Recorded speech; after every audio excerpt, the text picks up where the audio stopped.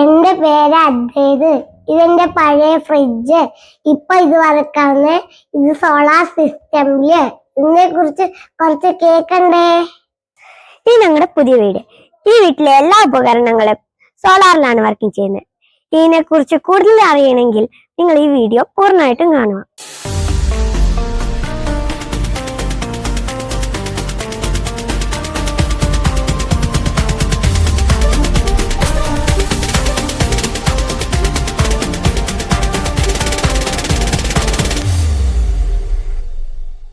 നമ്മൾ ഈ സിസ്റ്റം ഇവിടെ ചെയ്തിട്ട് നിങ്ങൾക്ക് എന്തൊക്കെ ഇതിനകത്ത് ഗുണങ്ങളാണ് ഉള്ളതെന്നുള്ളതാണ് എൻ്റെ ഒരു ചോദ്യം. നമുക്കിപ്പം വെച്ചിരിക്കുന്നത് വിക്രം പിന്നെ 540 മോണോപ്പർക്ക് ഹാഫ് കട്ട് 2 പാനൽ, പിന്നെ Helios 3000 3 kV ഇൻവെർട്ടറാണ്, 24 volt, SPS 60 ampere MPPT. അപ്പോൾ ഇതിനകത്ത് നമ്മൾ 550 വാട്ട്സിന്റെ 2 പാനൽ മാത്രമല്ലേ കൊടുത്തിട്ടുള്ളൂ. 550 2 പാനൽ. നമ്മൾ എക്സൈഡിന്റെ സോളാർ ട്യൂബുലറാണ്, 200 AH 2 ബാറ്ററിയാണ് കൊടുത്തിരിക്കുന്നത്. ഞാൻ ഇപ്പോൾ ഇത് വെച്ചിട്ട് നമുക്ക് പകലും രാത്രിയും ഫ്രിഡ്ജും കണ്ടിന്യൂ ലൈറ്റ് ഫാൻസ് എല്ലാം കണ്ടിന്യൂസ് ആയിട്ട് വർക്ക് ചെയ്യുന്നുണ്ട്. ഫ്രിഡ്ജ് നോർമൽ ഫ്രിഡ്ജാണ്. പകലും രാത്രിയിലും കറണ്ട് ഇല്ലാത്തപ്പോഴും എല്ലാം വർക്ക് ചെയ്യുന്നുണ്ട്. പഴയ ടൈപ്പ് ഫ്രിഡ്ജ്. പകൽ സമയത്ത് വാട്ടർ പമ്പ് പിന്നെ വാഷിംഗ് മെഷീൻ മാറി മാറി ഉപയോഗിക്കുന്നുണ്ട്. നമുക്ക് കറണ്ട് ഇല്ലെങ്കിലും KSEBിയുടെ കറണ്ട് ഇല്ലെങ്കിലും നമുക്ക് വീട്ടിൽ പെട്രോൾ വെളിച്ചം എപ്പോഴും കാണും. ഇപ്പം 24 hours ലൈറ്റ് കിട്ടുന്നുണ്ട്, ബാക്കപ്പ് കിട്ടും. നമ്മുടെ ഈ സ്ഥലത്തിന്റെ ആ ഒരു പേരും കാര്യങ്ങളൊക്കെ ഒന്ന് പറഞ്ഞേക്കാമോ?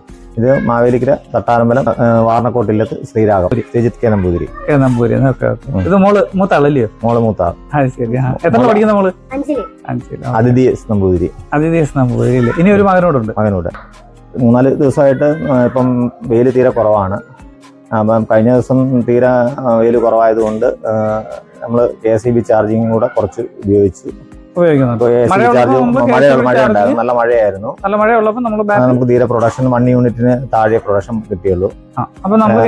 നമുക്കിപ്പം വെച്ചതിന് ശേഷം ഹൈയസ്റ്റ് പ്രൊഡക്ഷൻ ഒരു 3 യൂണിറ്റിന് മേളിൽ കിട്ടിയിട്ടുണ്ട്. ചെയ്തിരിക്കുന്ന ഈ ഒരു സിസ്റ്റം ഇതൊക്കെയാണ്. ലഗ്നോവയുടെ 3000 VA 24 വോൾട്ട്, അതുപോലെ തന്നെ എക്സൈഡിന്റെ 200 AH 2 ബാറ്ററിയാണ് ഉപയോഗിച്ചിരിക്കുന്നത്.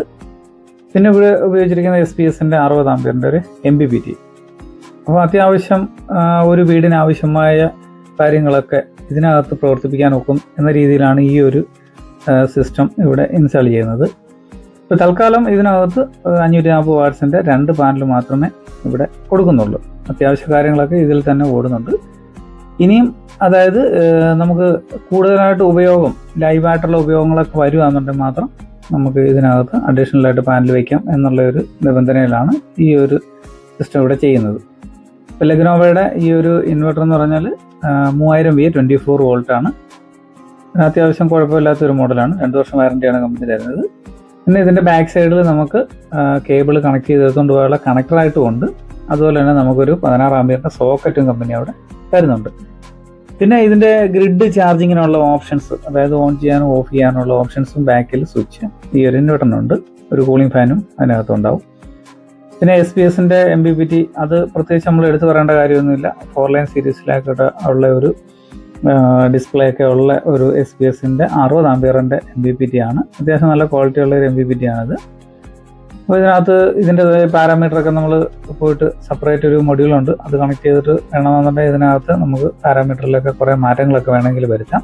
അപ്പോൾ നമുക്ക് ആവശ്യമുള്ള രീതിയിലൊക്കെ അങ്ങോട്ടും ഇങ്ങോട്ടും മാറ്റിയൊക്കെ എടുക്കാൻ സാധിക്കും.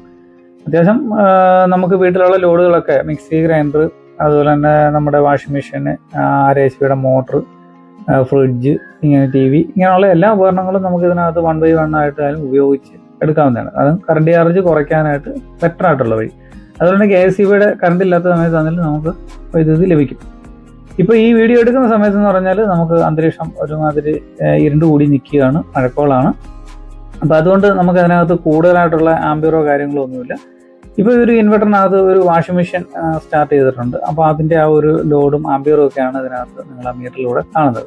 അപ്പോൾ നമുക്ക് റിട്ടേൺ ആയിട്ട്, അതായത് നമുക്കിപ്പം ഈ ഇൻവെർട്ടർ വഴി നമ്മൾ എത്ര ആംപിയറിൽ അല്ലെ എത്ര വാട്ട്സ് എത്ര ലോഡ് ഒക്കെ എടുക്കുന്നുള്ള ഒരു കാണാൻ വേണ്ടി മാത്രമാണ് നമ്മൾ ഈ ഒരു വീഡിയോ ഇങ്ങനെയായിട്ട് ചെയ്യുന്നത്.